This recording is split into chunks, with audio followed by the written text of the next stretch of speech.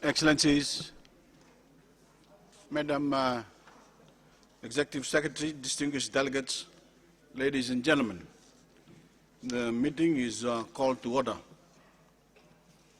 We shall now begin our deliberations on the agenda item 9A, policy issues for the Asia-Pacific region, key challenges to inclusive and sustainable economic and social development in Asia and the Pacific.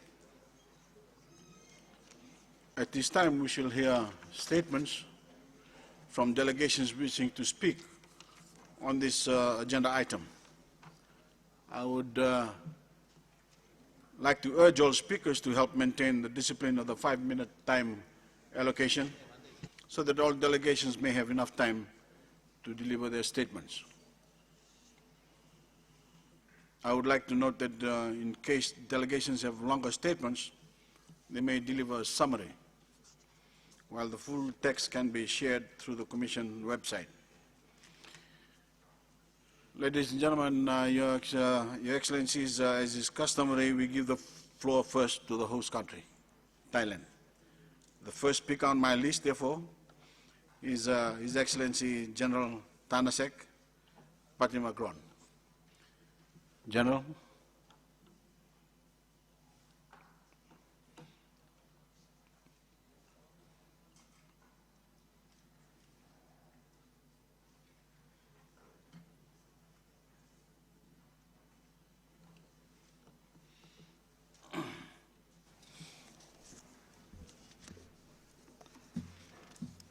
Mr. Chairman, Madam Executive Secretary, Excellencies, distinguished delegates, ladies and gentlemen, allow me at the outset to join my Prime Minister in warmly welcoming you to Thailand. I hope you will have a pleasant and productive stay. This session of the ESCAP is particularly important. It will be the last session of the Commission United Nations adopts 2015 development. It is an opportunity for the Asia-Pacific region to provide our inputs, our aspirations and needs to the process that will determine the direction of the world for the next 15 years. The Asia-Pacific is a region of hope and tremendous potential, with fast-growing economies, increasing market integration, and vibrant population dynamics.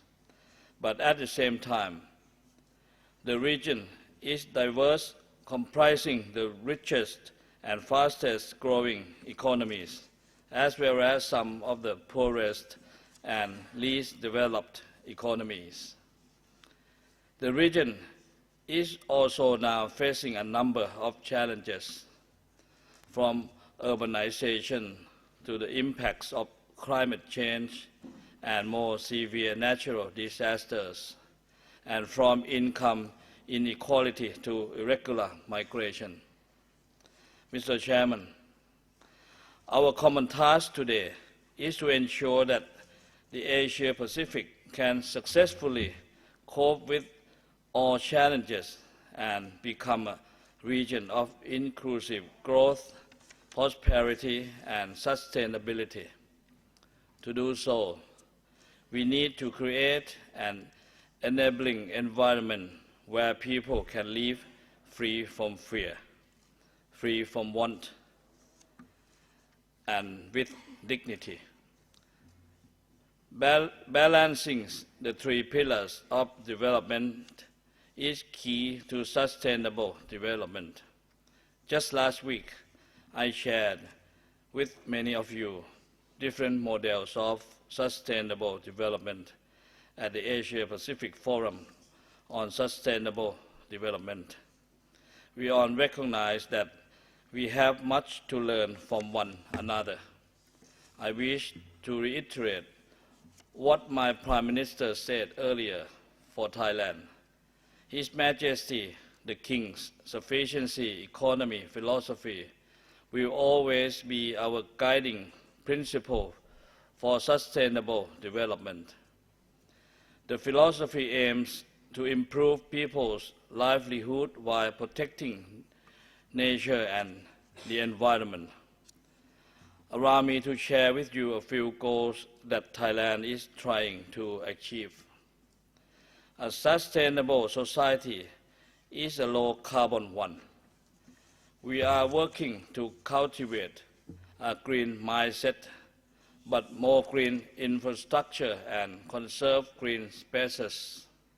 At the same time, we will invest in water resource management and waste management. To cope with climate change, we are putting in place a proper early warning system for disaster risk reduction. We are working to improve access to finance and services to improve people's livelihood and standard of living. To bridge the rural-urban income gap in a sustainable manner, we are empowering agricultural communities and cooperatives. They need to be encouraged to adopt profitable and environmentally friendly farming approaches through incentives such as taxation schemes, agricultural zoning, and nano-financing loans. To meet challenges from shifting population dynamics, we are promoting development through the human life cycle. We seek to ensure that all age groups, from newborns, working age, to the elderly, can live their lives to the fullest potential. That is why we have striving to make our universal health coverage the best possible quality and accessible to all. Mr. Chairman, next year, Thailand's 11th National Economic and Social Development Plan will come to an end, and we are currently drafting the 12th plan. So we will look to the post-2015 development agenda as one of the main inputs for our own national plan. The outcome of this session of ESCAP, therefore, will feed into Thailand's domestic developmental process. Hence, I hope that together we can jointly set the right priorities for our future. Thank you for your kind attention. I hope to see you all at the reception this evening at the Ministry of Foreign Affairs. Thank you.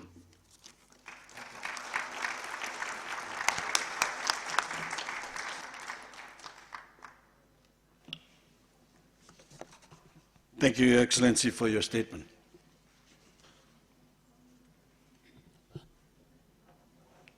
Excellencies, distinguished delegates, ladies and gentlemen, I must excuse myself now because of another pressing engagement and request the Honorable Prime Minister from Tuvalu to please assume the duties of the chair in the interim. Thank you, sir.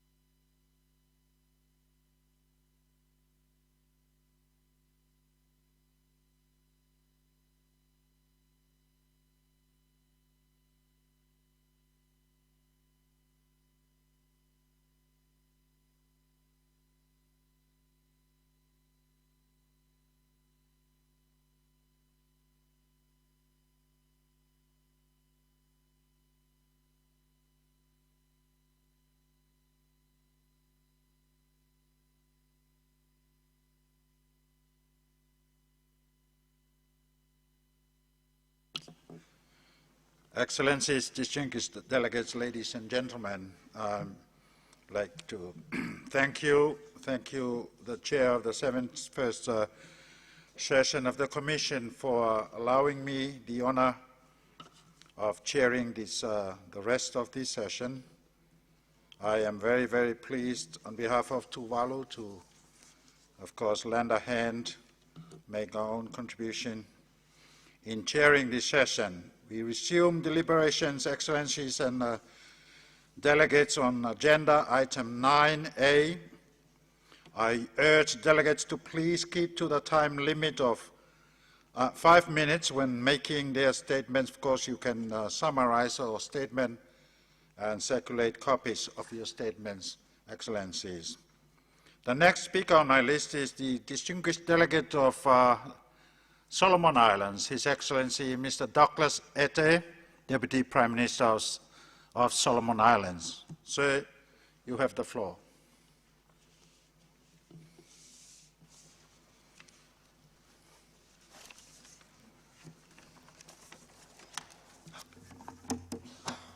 Chairman of the 71st session of ESCAP, distinguished Presidents and Prime Ministers, Honorable Ministers, Executive Secretary of UN ESCAP, distinguished guests, ladies and gentlemen, I bring greetings from the Prime Minister and government and people of Solomon Islands. I also wish to register my sincere gratitude and thanks to the government of Thailand for the warm hospitality accorded to my delegation since arriving in Bangkok, and ESCAP for the excellent meeting arrangements. The 71st session of ESCAP Commission this week is part of the ongoing global effort to map the way forward so that vulnerable states can access the contents of the declarations and platforms of regional and international discussions, and subsequently can reap the benefits of the post-2015 development agenda outcomes. My government recognizes the uniqueness of the SEEDs in the context of cultural diversity, development, economic perspective, and social behavior of the people. Hence, designing a national socio-economic framework integrating key issues from the Samoa pathway. This will not be an easy task, needless to say, with a big if. You don't have a plan, you would be lost before you have started. My government also recognizes the need to specifically integrate the green growth development principles within the Sustainable Development Framework in order to successfully achieve the Sustainable Development Goals and the post-2015 development agenda. As I alluded to in my statement during the high-level exchange yesterday on the Samoa pathway, that our scorecard shows a history of unachieved MDGs for Solomon Islands in the last decade. However, that fact will not deter and discourage us as a government to be complacent and do nothing. Although our situation is different to some of your states, sir, but our commonalities overweight our differences. We are SEEDs, and from the same region embraces the Samoa pathway with the support rendered by ESCAP for an integrated approach to sustainable development as the way forward. Solomon Islands came out from the ethnic violence of 2000. Some of you know we had an ethnic violence at that time, and saw the country on its knees and was nearly written off, and we have not recovered since. We had fallen growth rates in real terms. We've in 2010 was pitched at 6%, to a zero growth rate in terms of GDP in the third quarter of 2014 because of the pulling out of one of the largest gold companies in 2014. We have had a string of deficits in our trade balance of around $600 million annually, a current account deficit in terms of GDP of around 9.5% compounded with falling world market prices on our commodity export in oil palm, cocoa, fish, timber. We have a consumer price index inflationary rate of around 5% in real terms, but was upgraded recently by World Bank and IMF. And with the slow growth in the foreign exchange inflow in the last 2 years, our wholesale price inflation is moderate, and a foreign exchange reserve cover of approximately 12 months of import. My government has, over the recent months, instituted stringent measures in the management of public finances in view of the principles of financial inclusiveness. And we believe that in doing this, every penny spent will touch the lives of the citizens in terms of job creation, access to finances by small, medium enterprises, equal wage distribution, workplace democracy, non-adversity in the tax regime, welfare of labor, upskilling of youth through TVET programs, digital connectivity. On this, my government is still considering three options. And we are currently looking at the Melnison cable. Mainstreaming in the provinces, protection of culture, food security in agriculture and fisheries, early warning systems before disaster, and bolstering trade and commerce with the partnership of the region. We have to feel optimistic about this framework because we created it. For my government, the outcome of these meetings build on the Samoa pathway are not merely pieces of papers that would be shelved. These declarations, platforms will set the tone for a new page in the development of a comprehensive timetable. This time around, we pledge to accomplish its objectives by facilitating these national SDGs programs on a timely manner. On this note, I concur with the Prime Minister of Tuvalu and Fiji and other speakers on the high-level ministerial exchange yesterday that the Green Climate Fund must be accessed on the principles of the UNFCCC so that the red tapes of a big bulwark of bureaucracy should never be applied to seeds in advancing our sustainable development goals. According to the Fed Reserve, Ben Bernanke, and the former chairman of the World Bank, Joseph Stiglitz, the globe is chasing, particularly in Europe, is chasing a recession. Solomon Islands is a fragile economic base, susceptible rather to economic shocks and natural disasters. Must be vigilant, work by timetable set and conform to rules. Then and then only can we remain resilient and focused on the course of achieving the post-2015 development agenda and the sustainable development goals.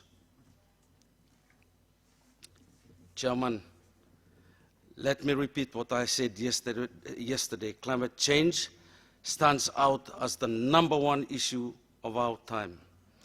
It is not only a global agenda, nor a regional matter, but a country-level issue. It is real and real in its entirety. As head of states and governments, we must forcefully get out of our conventional strategies and tackle these challenges head-on now for the protection of our future generations using innovative strategies, and the Samoa pathway provides the path forward. I therefore call on the international community to thoroughly address and control the emissions of greenhouse gases by developed nations to acceptable, sustainable levels. In this regard, the international community should be more responsible in its efforts to mitigate effects on the environment caused by their developments. On the other hand, small island states should be encouraged to involve meaningfully on conservation and management of our fisheries and marine resources. In terms of the Istanbul Programme of Action, Solomon Island government instituted a National Development Strategy 2011-20, drawn up in 2010, that provides the platform for implementation on the national level. The NDS sets out the country's vision and priorities in advance to advance both human as well as economic development. The progress made to date include promoting productive capacity, trade, private sector development, public finance management, human and social development, reduction of vulnerabilities and creating resilient societies, and mobilizing financial resources for development and capacity building. However, with the Samoa pathway on the horizon, this document will be reviewed in due time. Finally, the combined efforts to ensure SEED's priorities feature in the SDGs have at least been achieved. The challenge now is for the successful implementation of the Samoa pathway and that of the Sustainable Development Goals and the post-2015 development agenda. It is imperative that partnership for sustainable and equitable development between governments, private sector on the national level, and key relevant stakeholders regionally and internationally is encouraged in the years ahead. With that, I do thank you so very much, Chair.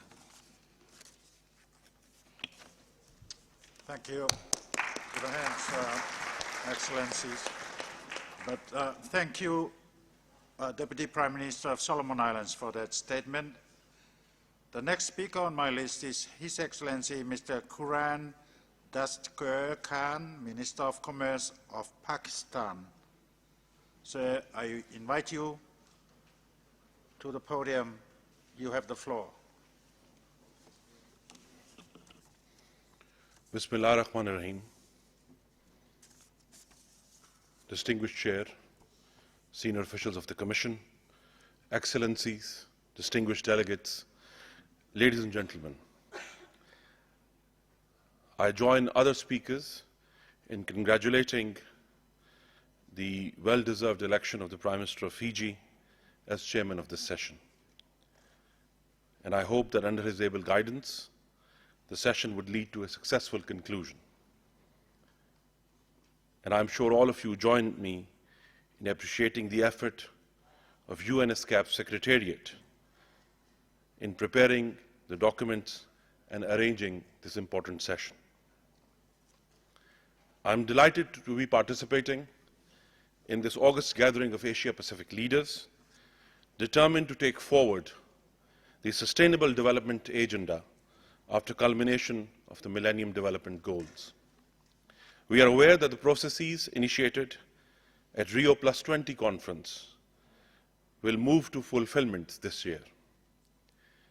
In this regard, our work today at this very important forum should be built upon previous experiences from Millennium Development Goals rather than reinventing the wheel. Ladies and gentlemen,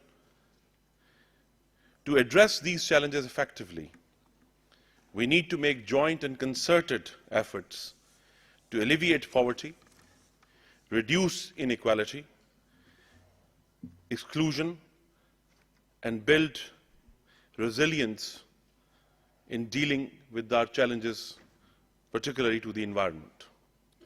In this regard, economic, social, and environmental dimensions of sustainable development must be streamlined in national policies and planned in a coherent manner. Mr. Chairman, Pakistan recognizes poverty alleviation as the greatest global challenge faced by the world today. It is an indispensable requirement for sustainable development. Poverty can only be brought down through a holistic approach by promoting pro-poor growth, creating employment opportunities, and ensuring equality of access and benefit to reach all, down to the grassroots level. The government of Pakistan, led by Prime Minister Nawaz Sharif, has brought forth Vision 2025, which provides a comprehensive national long-term strategy for achieving inclusive growth and sustainable development. This Vision 2025 stands upon 7 pillars. 1, putting people first and investing into our people. 2, achieving sustained indigenous and inclusive growth. 3, democratic governance, institutional reforms, and modernization of the public sector. 4, energy, water and food security. 5, private sector and entrepreneurs-led growth. 6, developing a competitive knowledge economy through value addition. And number 7, increasing Pakistan's regional connectivity, modernizing our transport infrastructure, and ensuring that Pakistan participate in all regional economic endeavors. Good logistics, ladies and gentlemen, plays a key role in strengthening trade competitiveness. And Vision 2025 outlines for different sectors an efficient and integrated system that will facilitate development of Pakistan's economy. The targets set forth are to ensure reduction in transport costs, ensure safety, and bring effective connectivity between rural areas and urban areas, also to have interprovincial high-speed connectivities, and also connectivity through our sea and land ports. Very recently, China has agreed to invest $46 billion to build the China-Pakistan Economic Corridor, which will link our southwestern port of Gwadar all the way across Pakistan to the Chinese city of Kashgar. This economic corridor is a comprehensive package of cooperative initiatives and projects which covers key areas including connectivity, information networks, infrastructure, energy cooperation, and industrial parks. Mr. Chairman, Pakistan aspires to address and adjust its economic priorities in the face of changing global scenario of economic slowdown coupled with energy shortages and continued pressure on commodity prices. Pakistan, as a developing country, has special development needs and economic challenges. We are developing a trade regime to address our development challenges, to increase trade while adhering to our multilateral and regional commitments. The recent change in Pakistan's credit rating by international credit agencies, moving us first from negative to stable and now we expect from stable to positive, is a sign of growing international confidence in Pakistan's economic reform. Ladies and gentlemen, in 2015, Pakistan is coming out of a lost decade of underdevelopment. Our people have suffered greatly as victims. As much as 50,000 Pakistanis have died on the hands of violent extremists. But on the other hand, the resilience of the people of Pakistan brought forth an unprecedented event in 2013, when for the first time in Pakistan's history, one elected government completed its term and transferred power peacefully and constitutionally to another elected government. This democratic consolidation has brought forth a government that is now grappling seriously with the two principal binding constraints on our growth, namely energy shortages and extremism. And we are achieving success, slowly but surely. Pakistan, ladies and gentlemen, is now poised for growth. We have offered regional connectivity to all our neighbors and regional partners. We are currently negotiating a Pakistan, Afghanistan, Tajikistan trilateral transit trade agreement. We have revitalized our quadrilateral transit trade agreement between Pakistan, China, Kyrgyzstan, and Kazakhstan. And we are also have revived our request for accession to the Asia-Pacific Trade Agreement, and we are also working towards increased engagement with ASEAN countries. Mr. Chairman, in conclusion, I would say that developing greater and innovative partnerships for financing for development and financing for connectivity are essential. Our past experience of suboptimal progress on MDGs has suggested that inadequacy of resources as well as inadequacy of connectivity have been principal obstacles in reaching the MDGs. We have, ladies and gentlemen, the opportunity once again to address fully these issues and to close these financing gaps. Pakistan is stabilizing and is poised in the medium term for tremendous growth. We are opening our economy to all our neighbors and regional partners to achieve shared prosperity through economic integration. I thank you, ladies and gentlemen, for your patient hearing. Thank you very much for your statement, Honorable Minister of Commerce from Pakistan. The next speaker on my list is His Excellency Mr. Abdul Sattar Murad, from Minister of Economics from Afghanistan. I invite Minister to the podium. You take the floor, sir. Bismillah ar-Rahman ar-Rahim. Mr. Chairman, Excellencies, Ministers, Honorable Delegates, ladies and gentlemen, good afternoon. Availing this opportunity, I would like to express my gratitude to the United Nations Economic and Social Commission for Asia and the Pacific for organizing this important conference here in Bangkok, and the warm hospitality extended to the member states during the event.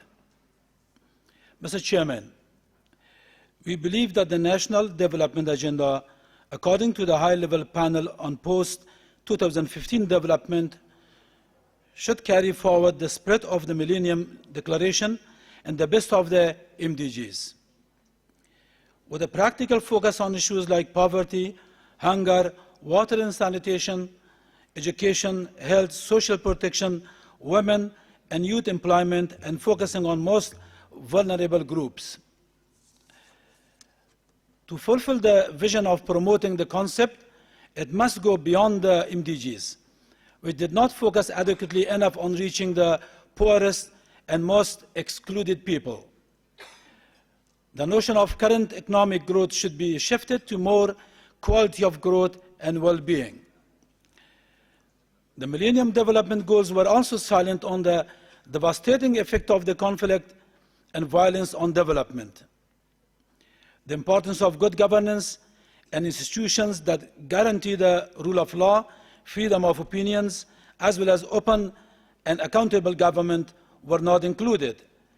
The need for inclusive growth to provide jobs on a large scale was also not addressed adequately. Creation of jobs should be in a manner to consider both the economic growth, social and environmental protection. I do hope that SDG focus on the mentioned issues and to realize them, and further hope ESCAP can consider providing advisory service to help Afghanistan meet the SDGs.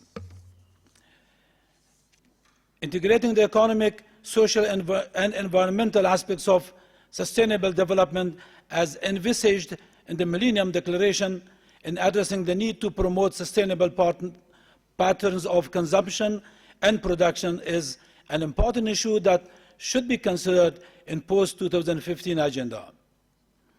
The role of private sector and civil society organizations are vital in realization of the sustainable and inclusive development.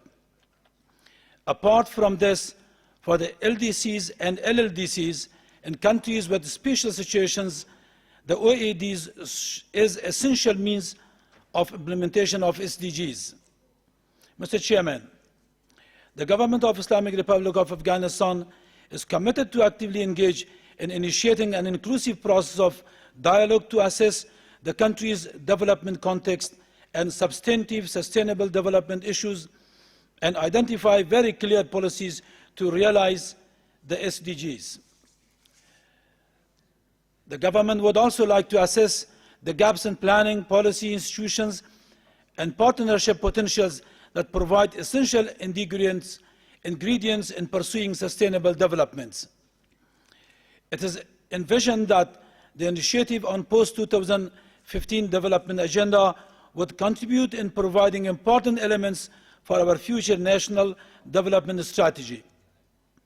National priority programs and provincial development plans to foster sustainable development in Afghanistan. The process will help in understanding the policy gaps and would provide appropriate recommendations for necessary policy harmonization for attaining sustainable development. One of the important outcomes of this exercise will be country sustainable development pathway. In conclusion, while wishing the conference a productive and efficient outcomes, I do hope to work together for achieving the objectives of sustainable development at the national, regional, and global level. It's clear that there are many challenges and obstacles ahead, but there are also opportunities and ways forward to tackle them. Let's join hands to achieve this important agenda individually, nationally, regionally, and internationally. Thank you very much, Mr. President.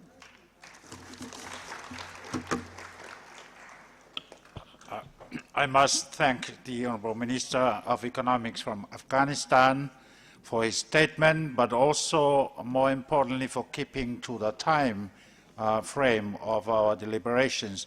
I encourage our colleagues, please follow the example of our colleague from Afghanistan and give us sustainable length of statements, not unsustainable length of statement, please. Now, next on my list is the distinguished representative of Russian Federation, His Excellency Mr. Gennady Katilov, Deputy Minister of Foreign Affairs. Sir, I invite you to the podium. You take the floor, sir. Благодарю вас, уважаемый господин председатель, дамы и господа. Нынешний год должен стать поворотным для многостороннего сотрудничества под эгидой ООН.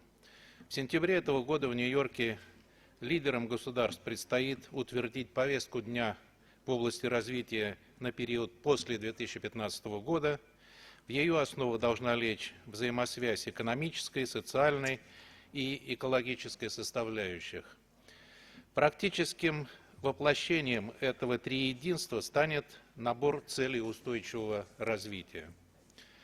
Впечатляющие результаты, достигнутые мировым сообществом за предыдущие 15 лет, свидетельствуют о нашей готовности и, главное, способности решать сообща для всеобщего блага, невзирая на экономические, политические и культурные различия.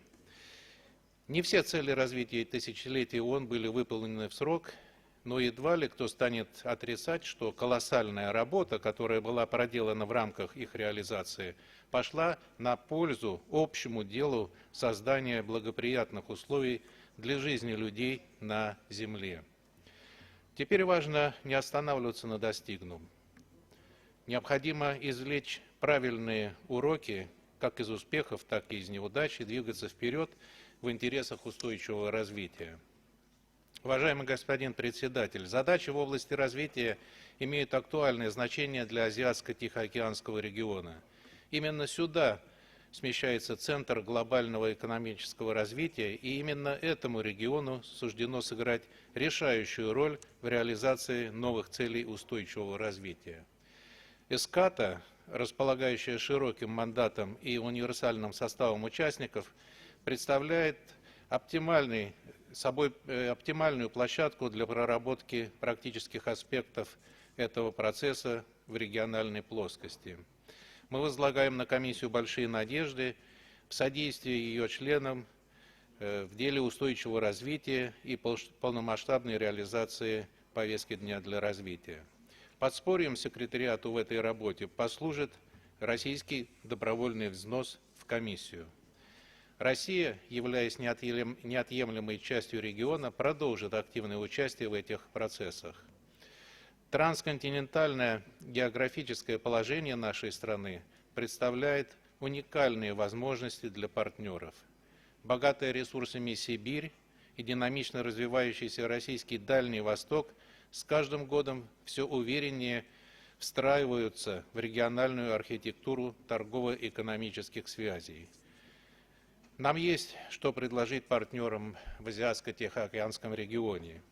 В этой связи всецело поддерживаем деятельность ESCAP по развитию региональной соединяемости, предполагающей комплексный подход к строительству транспортных, энергетических и информационных коммуникаций. Намерены принять в ней самое активное участие и приложить все усилия по модернизации собственной инфраструктурной сети, составляющей хребет Азиатско-Тихоокеанской системы наземных сообщений. Результаты масштабных инфраструктурных проектов, реализованных в России за последние годы, в этом контексте весьма показательны. Упомяну наиболее динамичные из них и значимые. Комплекс мер по развитию физической инфраструктуры и упрощению формальных процедур позволил сократить время прохождения поездов по Транссибирской магистрали, составляющей основу северного коридора ТАДЖ, до 7 суток. Это почти в 2 раза быстрее, чем традиционный морской маршрут через Суэцкий канал. В поддержку этих усилий предпринимаем меры по созданию благоприятных условий для международных перевозок. Большие надежды возлагаем на трехсторонние переговоры между Россией, Китаем и Монголией, ведущиеся под эгидой комиссии. Примечательные успехи и в энергетической области. Мощность трубопровода Восточная Сибирь, Тихий океан, заложенного в 2009 году, на сегодняшний день доведена до 58 миллионов тонн, с тем, чтобы обеспечить растущие потребности наших соседей в энергоресурсах. В прошедшем году совместно с китайскими партнерами было развернуто строительство крупнейшей газовой магистрали «Сила Сибири», которая свяжет месторождение Якутии со странами Азиатско-Тихоокеанского региона. На востоке нашей страны развиваем инфраструктуру для производства сжиженного природного газа. Также активно сотрудничаем со странами региона в области атомной энергетики. Мы рассматриваем эти крупномасштабные проекты в качестве весомого вклада России в укрепление энергобезопасности в регионе, которое, как известно, является одним из факторов, обеспечивающих устойчивое развитие. Руководствуясь этим пониманием, Российская Федерация последовательно выступает за наращивание регионального сотрудничества в области энергетики под эгидой ESCAP. Первый министерский форум ООН по энергетике во Владивостоке в мае 2013 года подтвердил перспективность данного направления и создал хороший задел для развития энергодиалога в рамках комиссии. В этом контексте всецело поддерживаем принятое государствами-членами решение о создании отдельного комитета ESCAP по энергетике. Завтра состоится торжественная церемония запуска энергопортала комиссии, признанного стать подспорьем для субстантивной работы в рамках нового комитета. Пользуясь случаем, приглашаю участников сессии принять участие в этом и посетить это значимое мероприятие. Уважаемый господин председатель, с начала текущего года начал функционировать Евразийский экономический союз, полноправными членами которого являются Россия, Казахстан, Белоруссия и Армения. Договор о присоединении подписала также Киргизия. Это объединение представляет собой единый рынок в 180 миллионов потребителей со свободным перемещением товаров, услуг и капиталов. Граждане этого объединения могут работать в странах-членов без получения дополнительных разрешений. В текущем году планируется принять более 100 важных документов, регулирующих взаимодействие в валютно-финансовой и социально-экономической сферах, в том числе новый таможенный кодекс, концепции формирования общих рынков электроэнергии, газа, нефти и нефтепродуктов. Евразийский экономический союз открыт к взаимодействию со всеми заинтересованными государствами. Мы планируем использовать потенциал региональных экономических комиссий для наращивания взаимодействия с ЕАЭС, с другими интеграционными группировками. Конечной целью этих усилий видим выстраивание единого экономического пространства от Лиссабона до Владивостока. Задача эта весьма амбициозная, но вполне выполнимая. Благодарю за внимание.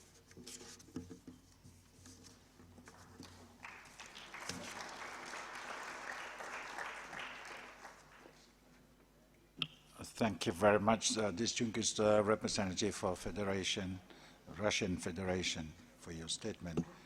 I now have to give the floor to the Secretariat. They have an important announcement to make. Thank you, Secretariat. Thank you, Mr. Chair.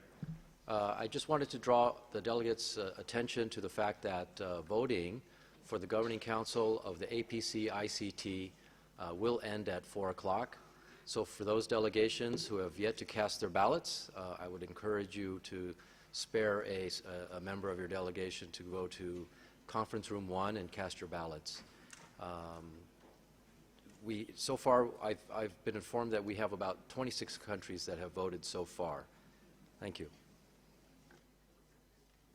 Thank you very much. The next speaker on my list is His Excellency Mr. Lee Tai-ho, Deputy Minister for Economic Affairs, Ministry of Foreign Affairs of the Republic of Korea.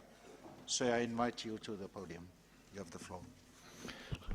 Distinguished Chairman, Executive Secretary Dr. Shamshat Akhtar, Honorable Ministers, distinguished representatives, ladies and gentlemen. Like previous speakers, I would like to express my appreciation to Dr. Akhtar, Executive Secretary, and the UN ESCAP Secretariat for organizing this session of the Commission. I also would like to extend my appreciation to the hospitalities the Royal Thai government provided to my delegation. Mr. Chairman, Excellencies, we are meeting this year under a unique circumstance. This year, a post-2015 development agenda is expected to be established. Humanity has an unprecedented opportunity to chart a new international framework to end poverty, transform lives, and protect the planet. The establishment of the post-2015 framework and its implementation will pose a big challenge to the world. Today, we have to deal with a variety of difficult issues that are complex and closely interrelated. If the international community makes joint efforts under shared vision, however, this challenge could turn into an opportunity for mankind to make a quantum leap forward. We in Asia and the Pacific can and should play a leading role in successfully launching this development framework at the UN Development Summit in September. The Asia-Pacific region has led, since the 1990s, global economic growth. Millions of people were lifted out of poverty. However, almost 2/3 of the world's poor still live in our region. On top of that, we are faced with serious challenges that include the middle income trap, income inequality, environmental degradation, and a shortage of water, food, and energy. Whether or not this region can achieve sustainable development will be a testing case for the entire world. I hope that this session of the Commission will serve as an important venue to mobilize the collective wisdom and political will of the Asia-Pacific countries. In light of this, the theme of this year's session, balancing the three dimensions of sustainable development, is very timely and relevant. We must have the strategic foresight to pursue an integrated approach to maximize the synergistic effects on economic growth, social justice, and environmental protection. Mr. Chairman, Excellencies, the light of the resource constraints which always exist in the policy making, I believe that in the discussions on this subject, it would also be useful to focus on the ways to overcome those constraints that hinder this holistic and integrated approach from taking root. On top of such elements of constraints as incomplete costing, short-term time horizon of decision-making, and the policy uncertainties, the constraints posed by limited resources, human, financial, and natural, may pose an important obstacle. Resource-intensive growth strategies are no longer sustainable. In light of this, I would like to suggest 4 points in order for the region to achieve sustainable development, overcoming the resource constraints. First, countries should pursue continued economic growth with a resource-efficient development trajectory. Without continued economic growth, the middle-income trap cannot be overcome and poverty cannot be further reduced. At the same time, the policy's sustainability cannot be guaranteed unless it is oriented towards resource efficiency. It is important for Asia-Pacific economies to redouble their efforts to secure new engines of growth by promoting a resource-efficient growth path through constant knowledge-based innovation and in-depth structural reforms. After the rapid economic growth over the past 50 years, Korea is now faced with such challenges as rapidly aging population, rigid social mobility, declining growth potentials, and increasing unemployment, particularly among youngsters. The 3-year plan for economic innovation of Korea was designed to overcome such difficulties. This plan focuses on changing Korea's economic structure into a creative economy, one that is driven by creative ideas and entrepreneurship, which are non-depletable. Second, science and ICT technologies should be fully utilized to overcome the human resource and financial constraints. It is true that the technical change has been aggravating a rising inequality within and among countries. However, science and ICT technologies can move the outer boundary of resource limitations. It is therefore important for countries to develop policies and systems to foster science and technological innovation. In this regard, Korea appreciates the inclusion of innovation, science and technology in ESCAP's work plan.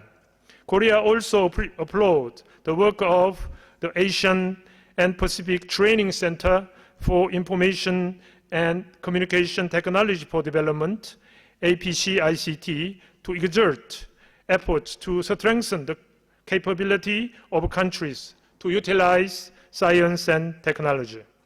This upcoming October, the Korean government will be holding the World Science Summit under the theme of creating our common future through science, technology, and innovation. We encourage the Asia-Pacific countries to actively participate in the summit. Third, increased investments in the development of human resources are also essential to pursue the resource-efficient growth path. Investment in this area could help enhance social mobility that is vital for inclusive growth. Poor educational opportunity is an origin of income disparity, but at the same time, it is an outcome of income disparity. Jobs are the best kind of welfare. Korea puts a high priority on providing young adults and vulnerable groups with access to lifetime education and training, which in turn increase employment opportunities for them. The World Education Forum held in Korea last week was an important occasion to set an international agenda for education for all in the post-2015 era. In the same context, social development for less advantaged groups in society should be an important part of the sustainable inclusive growth strategy.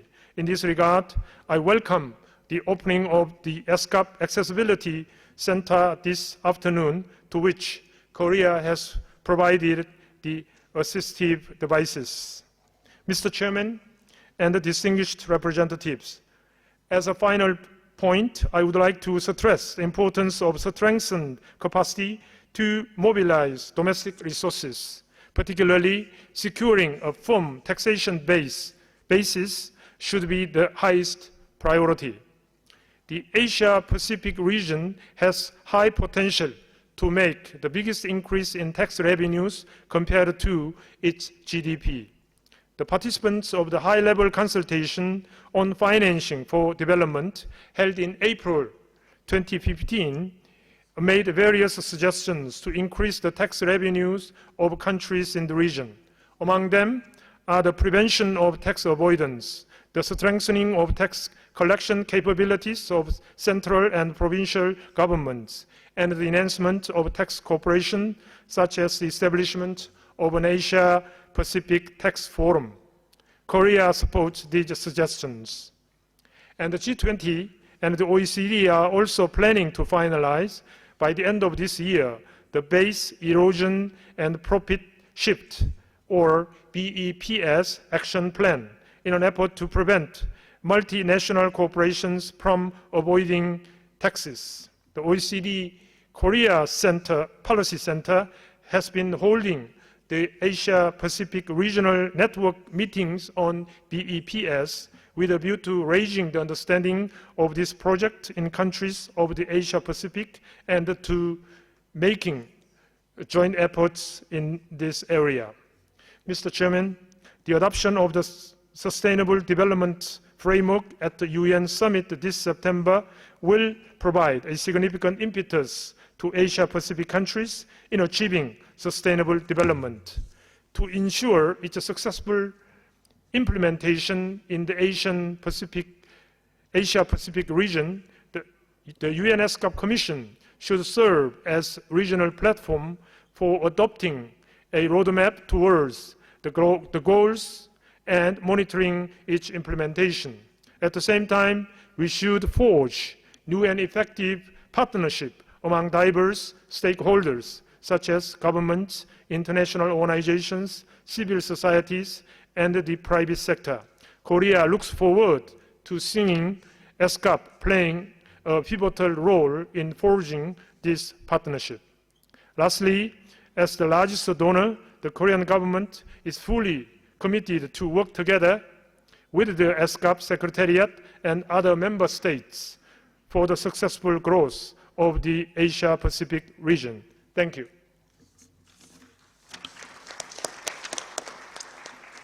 Thank you. Thank you very much, distinguished Deputy Minister for Economic Affairs, Morpha from the Republic of Korea. Colleagues, I have to appeal again to kindly observe the time limits of statements, as we do have a long list of speakers this afternoon, and we don't want to spend our whole evening here. We have a lovely dinner prepared for us. Therefore, we need to finish before 5 o'clock, if possible. The next speaker, Excellencies, is His Excellency Mr. Kuzuwagi Nakane, Parliamentary Vice Minister of Foreign Affairs of Japan. Sir, I invite you to take the floor. Thank you. 議長、皆様、まず第71回総会の開催を心からお祝い申し上げます。そして今年3月にバヌアツで発生したサイクロンおよび4月に発生したネパール地震の被災者および両国民に対し、日本国民を代表し哀悼の意を表します。また今年3月の仙台市で開催された第3回国連防災会議、世界会議におきまして、いわき市で開催したこの第7回太平洋島サミットへは、各国から多くの関係者を来日いただきまして、会議が成功裏に開催することができました。この場をお借りしまして、心から感謝を申し上げる次第でございます。今回の総会のテーマは、持続可能な開発における経済、社会、環境という3つの側面の均衡、統合から実行へでございます。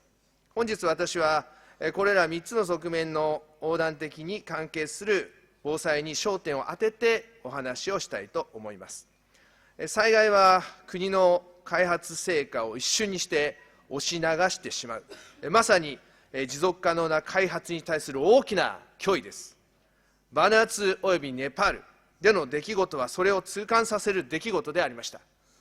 第3回国連防災世界会議では、今後15年の国際的な防災指針である仙台防災枠組み2015から2030が採択されました。防災が持続可能な開発を進める上で、大規模災害が多発しているアジア太平洋地域では喫緊の課題です。この会議において安倍総理は今後4年間、40億ドルの協力と4万人の防災復興人材育成を含む仙台防災協力イニシアチブを発表しました。日本はこのイニシアチブに基づき、アジア太平洋地域においても積極的な防災協力を推進してまいります。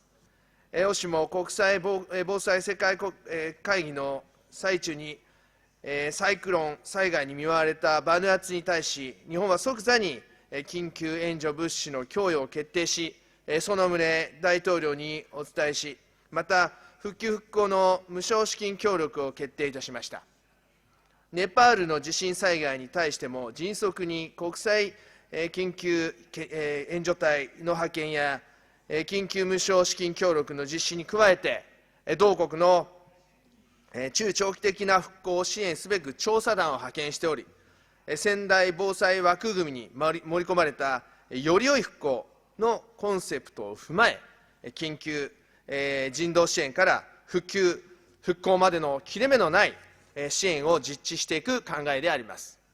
加えて、地域のニーズに熟知しているESCAPの防災対策への活動支援も強化していきたいと考えております。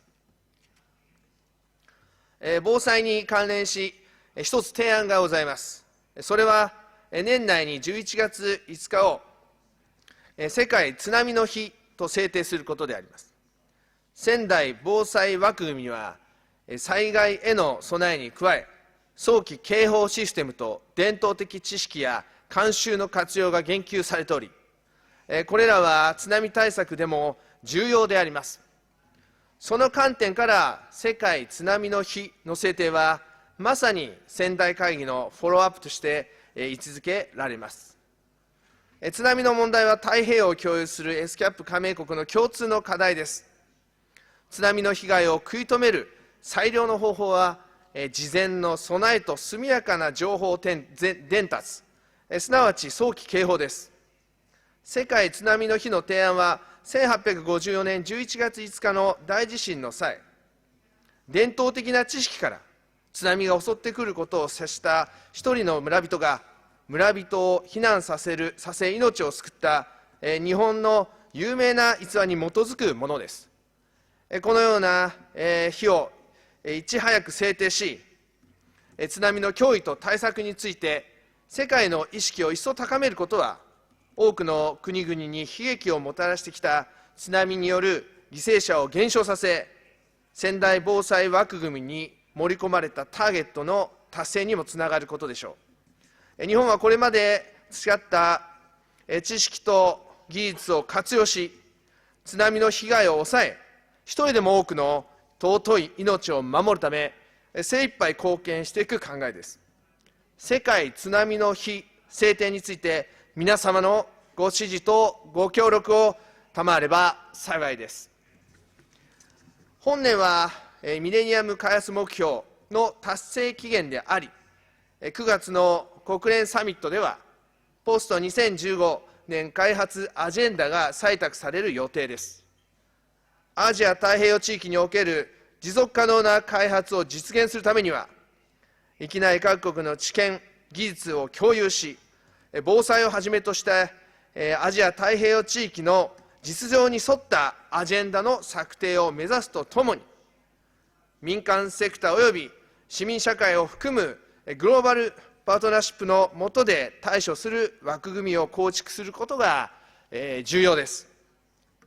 日本は人間の安全保障の理念に基づき、ESCAP加盟各国と協力し、適切なアジェンダの策定に向け行動してまいります。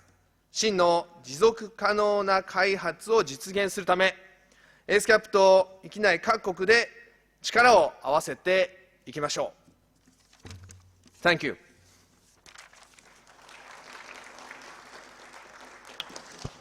Thank you very much, distinguished delegates from Japan, for your statement.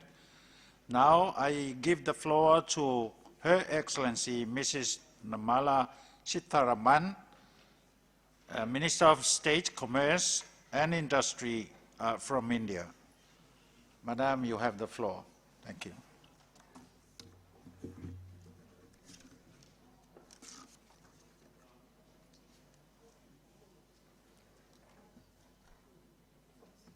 Mr. Chairman, Madam Executive Secretary, Excellencies, Ministers, distinguished delegates, ladies and gentlemen.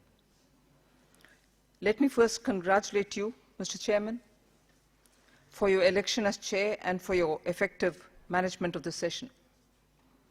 I would also like to, at this time, take this opportunity to express the Government of India's full support and solidarity with the people and Government of Nepal in the wake of devastating earthquake in April and May that destroyed the lives of thousands of people in Nepal. The Government of India wishes to reaffirm its commitment to ESCAP and its role in regional cooperation in Asia and Pacific. India remains privileged to host the ESCAP sub-regional office for South and Southwest Asia in New Delhi and looks forward to further strengthening of the office and expansion of its work for capacity building and engagement with its 10 member states. The theme of the topic of the ESCAP's 71st Commission session, balancing the three dimensions of sustainable development from integration to implementation, is timely in this year of transition from the Millennium Development Goals to Sustainable Development Goals that are likely to be adopted by the world leaders later this year at the UN Summit. Hence, our discussion here can provide an important regional perspective for the evolving post-2015 development agenda. Mr. Chairman, bringing development to all our people is the key priority for India. This can only be done by providing access to affordable energy, housing, health care, basic services, education, and decent employment, and an enabling environment that bridges infrastructure gaps and leading to economic growth and sustainable development pathways. Despite considerable success having been achieved in meeting the MDG goals, we live in a world that has hundreds of millions of people still living in abject poverty and without access to basic services and opportunities. As we move towards adoption of SDG, it is our duty to continue to keep poverty eradication at the center of this developmental agenda. It is also important to recognize that, in order to achieve poverty eradication, inclusive and sustainable economic growth is essential. Growth is needed to create jobs, sustain poverty reduction, and maintain socio-political stability, and provide resources for poverty reduction programs. Without economic growth, gains in other developmental indicators are simply not possible. This is borne out by our experience of the MDGs as well. I take this opportunity to reiterate that for India and developing countries of Asia and Pacific, accelerating and sustaining broad-based and pro-poor economic growth is essential to provide the foundation for more inclusive development. With the reforms being pursued by my government, the Indian economy is expected to return to the pre-crisis growth trajectory of about 9% in a couple of years. India has launched in 2014 the Skill India mission and the Make in India programs, coupled by enhancing the ease of doing business to provide an enabling framework for manufacturing revival, innovation, and entrepreneurship for productive job creation for India's youthful population. India is also focusing on the goal of achieving universal access and inclusion in the formal financial system through the Pradhan Mantri Jan Dhan Yojana program, a national mission that has already provided 125.5 million basic bank accounts to ensure every person has access to finance and financial services.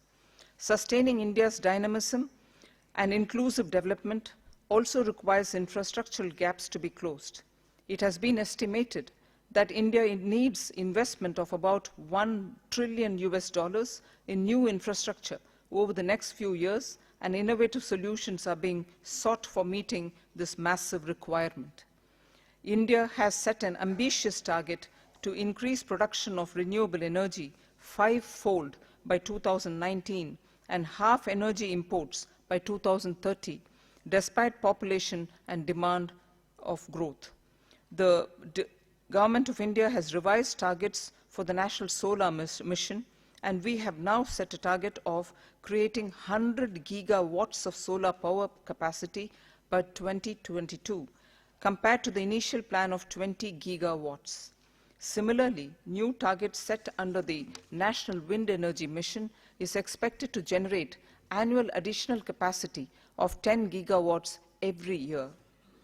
The growing pace of urbanization in India, leading to doubling of urban population, would require huge expansion of urban infrastructure. The 100 Smart Cities program, initiated by the Government of India, is a major step towards achieving significant higher levels of resource efficiency and environmental sustainability. A rapid upgrade of urban infrastructure and online services to citizens enabled by information technology is envisioned through the Smart City initiative. Complementing sustainable urbanization, the Government of India has launched Swachh Bharat Abhiyan, or Clean India mission, which will be an integral part of our green growth strategy. In addition to universal sanitation, this national campaign aims at scientific processing and recycling of municipal and industrial solid waste. We recognize that for Asia and Pacific trade and investment, and the Pacific trade and investment has acted as engines of growth. While recognizing the work of ESCAP in this regard, I would suggest ESCAP to work on 1. Research and analysis of the inclusive and sustainable development aspects of trade and investment, including easy transfer of technology to the developing countries. 2. Mechanisms within the framework of Doha Declaration which affirm the right of developing countries to use to the full the provisions in the TRIPS agreement regarding flexibilities to protect public health and in particular provide access to medicines for all. 3. Identify the trade restrictions and distortions in the world agricultural market, including all forms of agricultural export subsidies and export measures which are adversely affecting the exports of developing countries of Asia and Pacific. 4. Enhance the capacity of WTO members of Asia and Pacific, especially the LDCs, on how to successfully negotiate the special and differential treatment provisions in the Doha round. It is a matter of satisfaction that the UN General Assembly has welcomed the Open Working Group report and mandated that its proposal be the main basis for integrating the SDGs into the post-2015 development agenda. It is important to bear in mind that the proposal of the OWG represents a delicately balanced political compromise between member states. It would be important to maintain an element of policy flexibility. A one-size-fits-all approach will not be beneficial. Different starting points of different countries and their specific national circumstances must be the basis for crafting national level targets. Just to condense my last few inputs, I would conclude by saying that India joins the member states of ESCAP in working collectively for a sustainable development process which equally benefits all. India attaches great importance to the framework for regional cooperation that ESCAP provides to its members and has been using this framework for extending capacity building support to fellow member countries, including in such high technology areas as remote sensing and space applications for disaster risk reduction under ESCAP's regional space applications for sustainable development. India has been sharing real-time satellite data and extending capacity building support with other countries in the region as a part of the RESAP and drought monitoring program coordinated by ESCAP.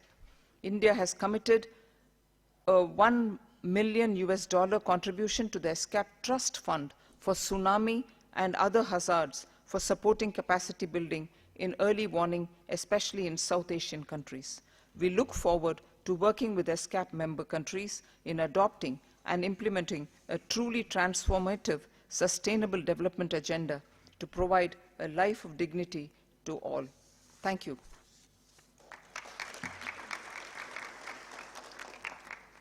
Thank you very much, Madam. Thank you for your statement. Now, next on my list is His Excellency Mr. Quinn Hong San, Assistant Minister of Foreign Affairs of China. I invite His Excellency to the podium. You take the floor, sir. 主席先生、亚太经社会执行秘书、同事们、女士们、先生们，首先，我代表中国政府祝贺联合国亚太经社会第71届会议召开，感谢泰国政府和亚太经社会秘书处为会议所做的周到的安排。今年是联合国成立70周年，国际社会一项重要任务就是制定2015年后发展议程。在此背景下，本届年会聚焦可持续发展主题，具有重要的现实意义。70年前的1945年，世界反法西斯战争取得伟大的胜利，为战争付出巨大牺牲的亚太国家，追求民族独立富强，积极探索适合国情的发展道路，从贫穷落后走向繁荣振兴。23年前的1992年，里约环境与发展大会通过21世纪议程，确立共同但有区别的责任原则和可持续发展规划，开启国际发展合作崭新纪元。15年前的2000年、2000年，联合国制定千年发展目标，亚太各国恪守对千年发展目标的庄严承诺，采取有力政策举措，为全球实现千年发展目标做出重要贡献。当前，亚太整体保持良好的发展势头，成为带动全球增长的重要引擎。与此同时，亚太发展中国家进入机构调整升级、增长动力转型的关键时期，实现可持续发展任重道远。展望未来，亚太地区集中了全球可持续发展遇到的各类难题，也是推进全球发展议程的动力源泉。作为全球发展合作的重要参与者和贡献者，亚太各国有责任在2015年后发展议程制定进程中贡献智慧，引领方向。我愿借此机会介绍中国政府的主要立场：一、要彻底消除贫困和促进发展为核心目标，各国应将减贫作为核心要务，以经济平稳增长为原动力，加大社会保障、医疗和教育的投入，促进就业创业，改善收入分配，实现公平正义。二是要加强可持续发展全球伙伴关系，构建更加全面、均衡的全球发展合作架构，要坚持共同但有区别的责任原则，坚持南北合作的主渠道地位，发达国家应切实履行承诺，加大对发展中国家，特别是最不发达国家的援助。其次，要加强南南合作，促进联合自强，支持联合国继续发挥协调作用。三是要营造有益于发展的良好外部环境，向发展中国家提供实际支持。要推动建设人类命运共同体，构建以合作共赢为核心的新型国际关系，提升发展中国家的话语权和代表性，加快区域经济一体化进程，深化互联互通，共建发展创新、增长联动、利益融合的开放型亚太经济。主席先生，中国将落实千年发展目标有机融入国家总体发展战略，综合实施，取得显著的成就。中国是第一个提前实现减贫目标的发展中国家。中国在南南合作框架下，为120多个发展中国家实现千年发展目标提供力所能及的帮助。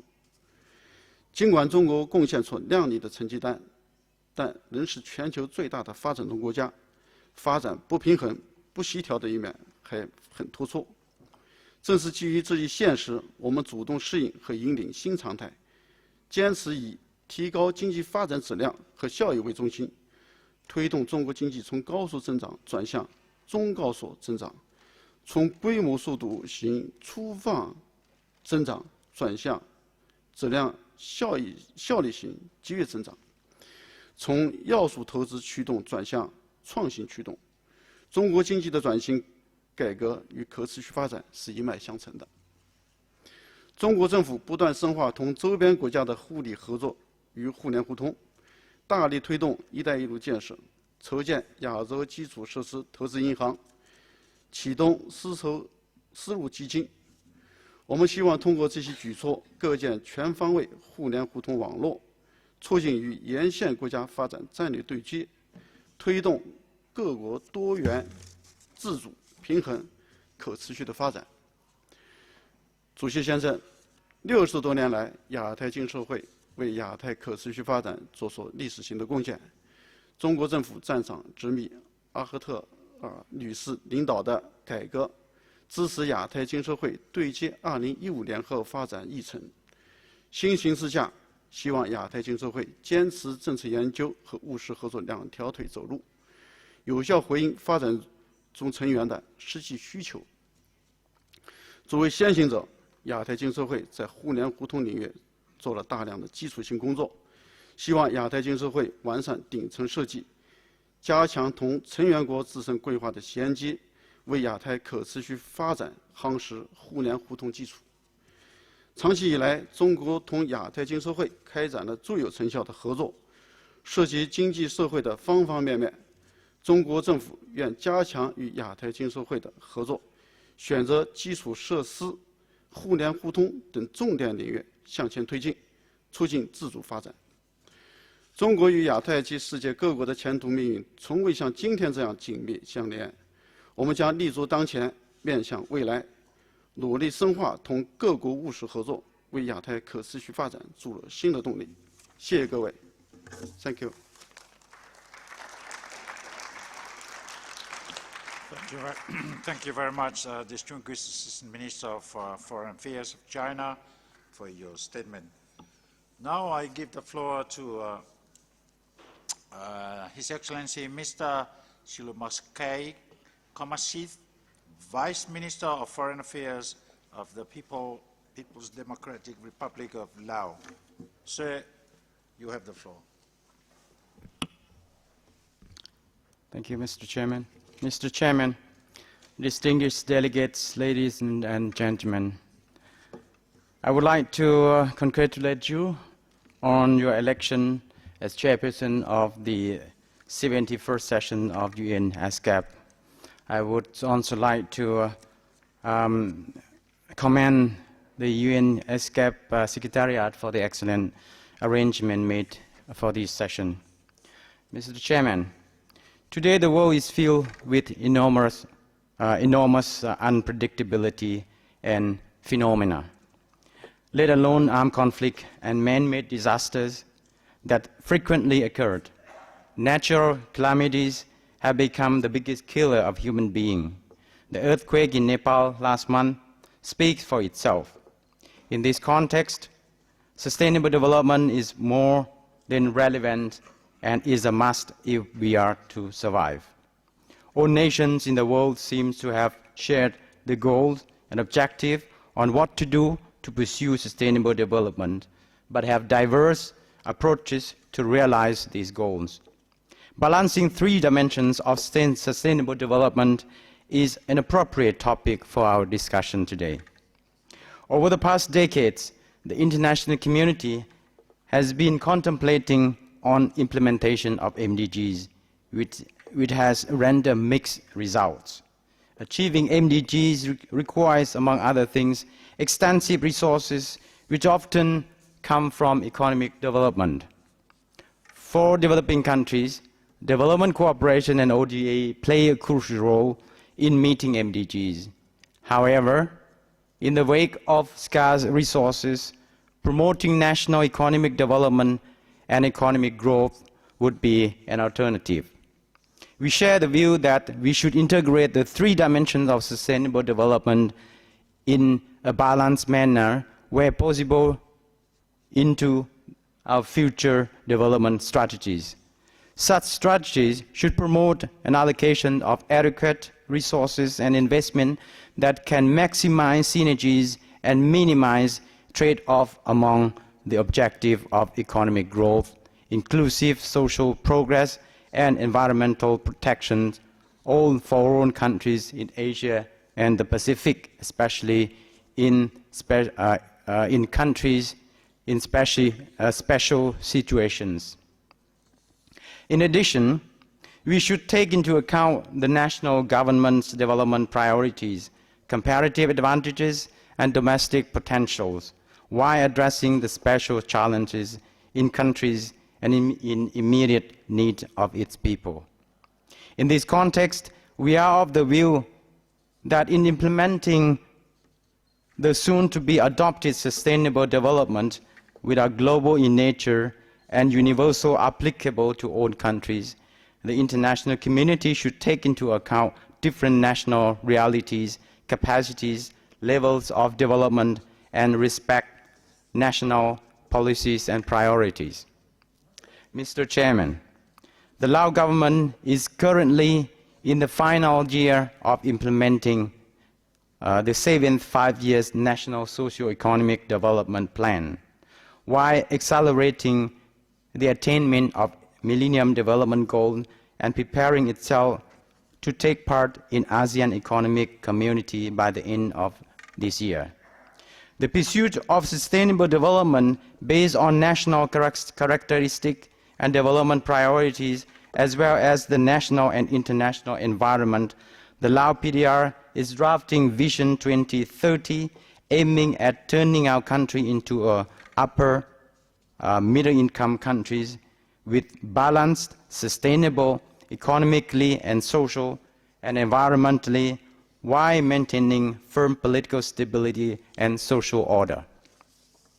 Despite being both least developed and landlocked countries, the Laos government is firmly committed to the development of the country in all three dimensions of sustainable development. We have been mobilizing resources, exploiting potential, and building our national capacity to achieve the said development objective. In addition, it is instrumental to enhance development cooperation with other countries and regional and international organizations so as to ensure that sufficient support and cooperation is guaranteed in pursuing our development course. In this connection, the Laos PDR has attached great importance to regional integration and cooperation, especially in the ASEAN cooperation framework, in order to build an ASEAN community which form a solid ground for the maintenance and promotion of peace, security, and prosperity in the region. We are of the view that ASEAN integration and connectivity have made important contribution to ASEAN effort to narrowing down development gap as well as sustainable development of individual ASEAN member states. Mr. Chairman, let me conclude by emphasizing the importance of national ownership and responsibility for balancing the three dimensions of sustainable development and its integrated implementation based on the national realities. Likewise, it is necessary for the development partner to not only honor their commitment and obligation, but also to enhance their development cooperation and support the most vulnerable countries like LDCs, LLDCs, and SIDS to implement the development agenda beyond 2015. Finally, I would like to underline the important role of other stakeholders in supporting sustainable development in our region, including countries of the South, the UN system, the international and regional financial institutions, regional grouping, civil society, the private sector, and foundation, while upholding the principle of common but differentiated responsibility. I thank you, Mr. Chairman. Thank you. Thank you very much, distinguished Vice Minister of Foreign Affairs, People's Democratic Republic of Laos. I now invite His Excellency Mr. Mohammad Ghaliev, Deputy Foreign Minister of Azerbaijan, to deliver his statement. Now you have the floor. Thank you. Mr. Chairman, distinguished delegates, ladies and gentlemen, taking into account that the year 2015 will mark the 17th anniversary of the United Nations and adopt a new post-2015 development agenda, this session, from our point of view, offers an excellent opportunity for its member states to come together to discuss what has been done and what should be done in future. Concerning Azerbaijan, I would like to mention that to achieve the proposed UN Sustainable Development Goals, Azerbaijan has already started implementation of this national strategy that builds on the country's latest social economic achievements and provides an adequate framework for its transition from a carbon to a knowledge-based, more competitive and diverse economy. In this regard, we consider the ESCAP and its member as a reliable partner of Azerbaijan in achieving of this goal. Today, the project initiated by Azerbaijan, and especially in such spheres as energy, transport, and information communications technology, we consider this not only for interest of Azerbaijan, but also as our contribution to energy security of member countries of ESCAP in improving connectivity in transport and ICT spheres. Regarding the energy, I would like to say that already we have a good established cooperation. Several of the ESCAP member countries participate in oil and gas development in Azerbaijan, such as Japan, Malaysia, and others. Some other countries, as Kazakhstan and Turkmenistan, already using the transit potential of Azerbaijan for exporting their oil to international market. Since recently, Azerbaijan already launched a big project regarding the transportation of the gas from Caspian Sea to European market. This is Southern Gas Corridor. Total investment will be about $40 billion US. But at the same time, it will be also beneficial for member countries of ESCAP to diversify the transition, the supply of their gas to other markets. We are expecting a good perspective with such countries as Vietnam and Indonesia in cooperation in energy sphere, and in generally as country of emerging donor country, Azerbaijan is ready to share its very rich experience as country with a long story of industrial production oil with other member countries of the ESCAP. Azerbaijan also is blessed by a favorable geographical location between East and West and North and South. In this regard, Azerbaijan practically already concluding the construction of the new railroad, which will connect 3 countries in our region, Azerbaijan, Georgia, and Turkey, and also through Turkey to connect this line with the pan-European network. At the same time, through the Caspian Sea to the east, through the Kazakhstan and other countries, we will have the connection with the East Asia. And additional to this, I would like to say that the construction of new Baku International Sea Trade Port Complex will play a key role in transportation of goods both by north-south and east-west transport corridors.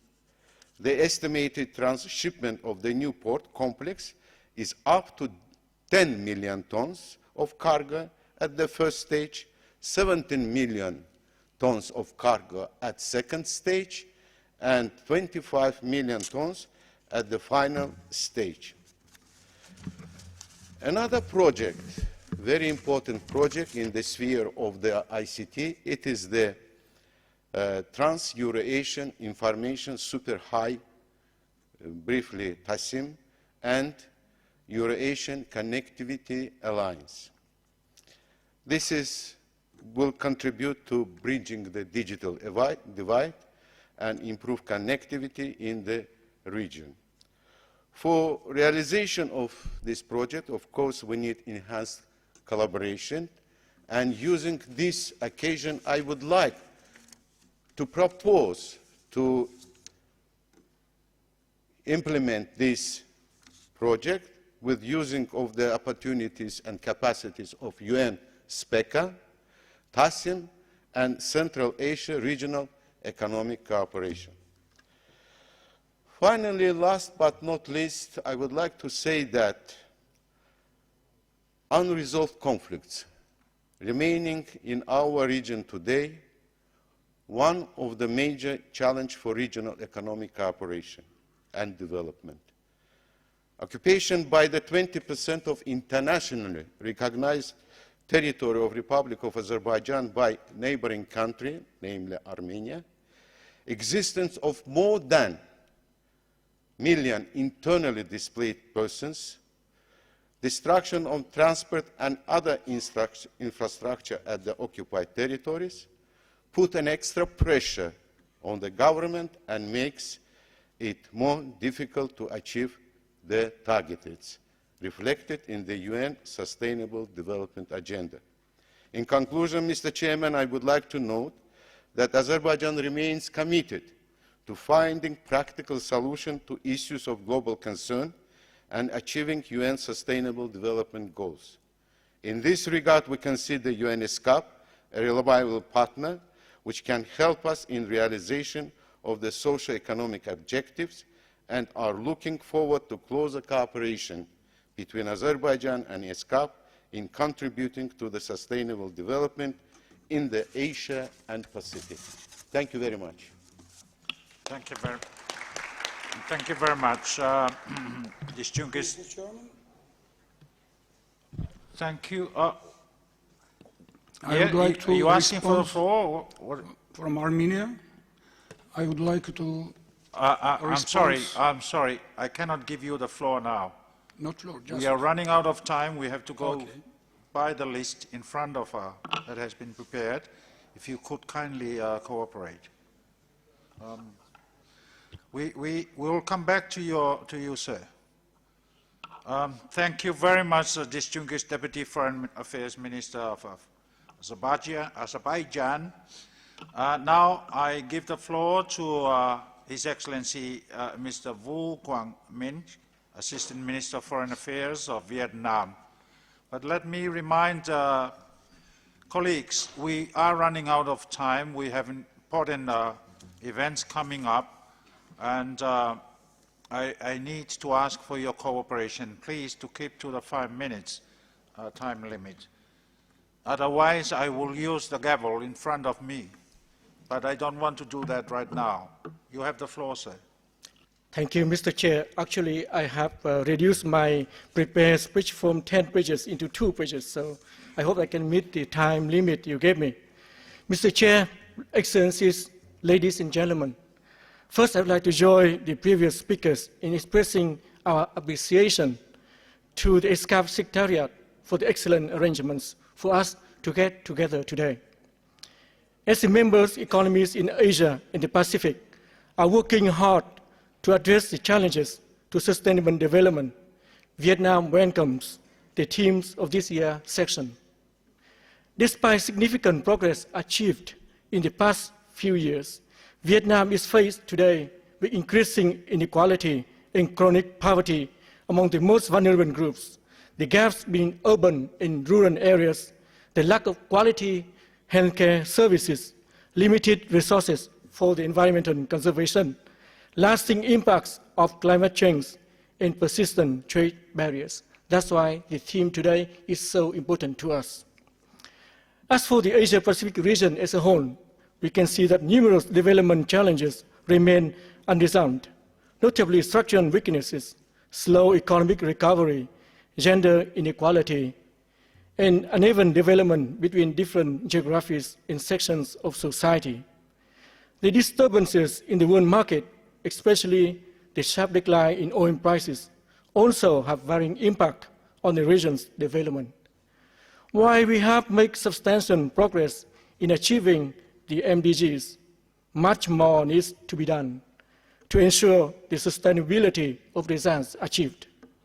Asian Pacific countries, we think, should commit to achieve the unfinished MDGs, reflecting on successful experiences and good practice for the development of the new post-2015 goals. Mr. Chair, ladies and gentlemen, in an integrated and deeply globalized world, our economic and social issues can only be well addressed in a multidimensional order. To ensure a more inclusive and robust Asia-Pacific for us and for the future generation, our development strategies must be in line with the post-2015 development agenda in the 3 pillars of sustainable development. Our success, ladies and gentlemen, also depends upon high political will and commitments at all levels, and of course, good governance in each and every nation. Wider sub-regional cooperation and stronger collaboration among neighboring countries are also very important. We here all agree, I hope, that peace and security are prerequisite conditions for development more than ever. Our region today needs to focus our limited resources to achieve the ambitious sustainable development goals. We therefore need to uphold the spirit of cooperation, constructiveness, and exercise restraints to ensure that all differences and disputes that we may have are resolved by peaceful means and in accordance with international law. Mr. Chair, ladies and gentlemen, Vietnam values highly the proposal by the ESCAP Secretariat to address developmental challenges through knowledge sharing based on the sub-regional distinctive characteristics. We emphasize, therefore, the role of ESCAP in supporting members by providing a regional platform for policy discussion, conducting thematic studies in social trends research, strengthening regional accountability, monitor system, and capacity building. In this regard, I would like to highlight the importance of the UN reforms, in particular efforts to enhance the efficiency and effectiveness of the UN agency. We welcomed the recent visit last week, actually, to Vietnam by Secretary General Ban Ki-moon and the inauguration of the Green One UN House in Hanoi on this occasion. With a wish to further contribute to the work of ESCAP and the UN system, the government of Vietnam has decided to seek membership to the UN Economic and Social Council, ECOSOC, for the term 2016-2018. We would very much appreciate ESCAP member state support to Vietnam candidacy. Thank you very much. Thank you very much, distinguished delegates from Vietnam, for your statement. Now, next is the Honorable Dr. Swamim Waghel, member of the National Planning Commission of Nepal. Sir, I give the floor to you. Mr. Chairperson, Excellencies, distinguished delegates, ladies and gentlemen, on behalf of the Nepali delegation, I congratulate the Right Honorable Prime Minister of Fiji for being elected the chair of the 71st session of this commission. I express my sincere gratitude to the people and the Royal Government of Thailand for their warmth and hospitality. Allow me to also thank the ESCAP Secretariat for the proficient arrangements made for this meeting. Mr. Chair, I speak before you today with great sadness as a result of the twin quakes that hit Nepal on April 25 and May 12th and continued aftershocks. Large parts of the country are in ruins. This has caused immense human loss and suffering and destruction of public assets and private property. More than 8,500 people have perished and over 21,000 are injured. Over 500,000 houses are destroyed or damaged. Most of the classrooms and health posts in the affected districts are beyond repair. Landslides triggered by frequent shaking of the ground beneath and those imminent over the coming monsoons will strain an already fragile mountain ecology. Some of the most precious cultural monuments are irretrievably destroyed, These riches belong not just to Nepal, but to the world as UNESCO heritage sites. The Changunarayan temple that is about to collapse is more than 1,500 years old, and historical residences and palaces in the Kathmandu Valley and beyond date back to the pre-industrial era. They mark the full glory of Nepali civilization in the central Himalayas. Our government has declared 14 of the 75 districts as crisis hit, with another 17 affected severely. We have not faced a calamity of this scale for over 80 years. When the last great earthquake hit Nepal in 1934, there was hardly any modern building or road, school or motorized vehicle. Nepal of the 21st century is a different place. It is a progressive nation of nearly 30 million people who are increasingly educated, politically conscious, and globally connected.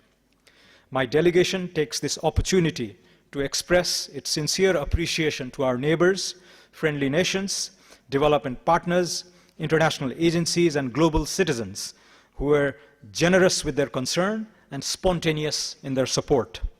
We are comforted by the assurance that you will be with us through the forthcoming phases of recovery, rehabilitation, and reconstruction as well. Mr. Chair, despite decades of political instability and armed conflict, Nepal was on a firm path to achieving many of its MDGs by the end of this year, including the goal to halve absolute poverty. For the first time this year, in the UN's triennial review of technical thresholds, Nepal met the required criteria for graduation from its status as a least developed country, possibly by 2022. It is against these milestones that we accept that the devastation caused by the earthquake upsets our high aspirations for swifter economic progress. It is likely to stall some of Nepal's impressive gains in the social arena. The macroeconomic consequences are also profound. Furthermore, a disaster of this magnitude not only draws attention to seismic fault lines, but also social fissures, which in Nepal takes form of entrenched vulnerabilities. Tens of thousands of people who had just crossed the poverty line might fall back into absolute poverty. This will worsen inequities. Our goal going forward is to be mindful of the challenges we face and spare no effort to prepare better. Indeed, we see this crisis as an opportunity to rebuild Nepal differently, soliciting innovative ideas from everyone who has a stake in the country's future, particularly our young citizens who have displayed promising dynamism and creativity in the aftermath of the great earthquake. Mr. Chair, we Nepalis are a resilient people. We will rise from the rubble. We will build back better. Out of this crisis will emerge a stronger nation that is more unified than ever. The National Planning Commission is at present leading a major exercise to prepare a definitive post-disaster needs assessment with the support of friendly countries, major development partners, and international agencies. We see the PDNA as a systematic attempt to take stock of the damage and loss and our immediate needs ahead. We expect this to provide strategic clarity to efforts aimed at early recovery and rehabilitation. Importantly, the PDNA will shape the contours of the resource envelope we seek in the form of international assistance over the long haul. Let there be no doubt, the enormity of the challenge we face in Nepal is daunting. We will need to muster all the goodwill and support from within Nepal and from our friends and partners. We invite and welcome the ESCAP Secretariat's help in our recovery efforts and to mitigate risks of disasters in the future. We make this request based on our proven history of collaboration and trust. Mr. Chair, distinguished delegates, almost all the least developed and landlocked countries in the ESCAP region are beset with problems of slow growth, joblessness, and social exclusion. Past efforts to redress these have gained traction, but they remain inadequate. Climate change complicates the challenge further, with Himalayan glaciers melting and weather patterns becoming erratic. I agree, therefore, that the proposed theme for the 71st session of this Commission, calling for a balanced approach to sustainable development, is timely and salient. We are confident that ESCAP will continue to be a major force for good in our region. On behalf of the Nepali delegation, I express again our gratitude to the membership of ESCAP for its sustained assistance to my country and our people. And I wish the Secretariat well for all the great work that lie ahead for meaningful accomplishment. Thank you and namaste. Thank you. Thank you very much, distinguished representative of Nepal, for your statement. Now, I give the floor to His Excellency Ambassador Mr. Sonam Topden Rabgai, the officiating Foreign Secretary, Ministry of Foreign Affairs of Bhutan. Sir, you have the floor. Thank you, Mr. Chairman. Honorable Presidents, Prime Ministers of Asia Pacific, Excellencies, ladies and gentlemen. It is an honor for me to participate in this august gathering. I bring with me the warm greetings of my Prime Minister, His Excellency Lonchan Sering Topge, to the distinguished delegates gathered here today. My Prime Minister deeply regrets for not being able to be with us today, since he is required to be in Thimphu for the ongoing Parliament session. I have the honor to convey his wishes for success of the 71st session under the able stewardship of the Prime Minister of Fiji. I would like to join my fellow delegates in expressing our deepest condolences and sympathy to the people of Nepal for the devastating earthquake which resulted in tragic loss of lives and wide-scale destruction to properties, including priceless cultural heritage sites. Standing in solidarity with Nepal, under His Majesty the King's initiative, Bhutan responded immediately, just 2 days after the earthquake, with a compact, independent medical and rescue team who worked in close collaboration with the Nepalese authorities in Trishuli near the epicenter. The Asia-Pacific region, being a highly disaster-prone region, needs to build resilience against all forms of disasters and build robust disaster preparedness and response measures nationally and regionally. Under the able stewardship of the Executive Secretary, ESCAP continues to forge consensus building, providing strategic analysis, policy opinions, and cooperation for sustainable development in Asia and the Pacific.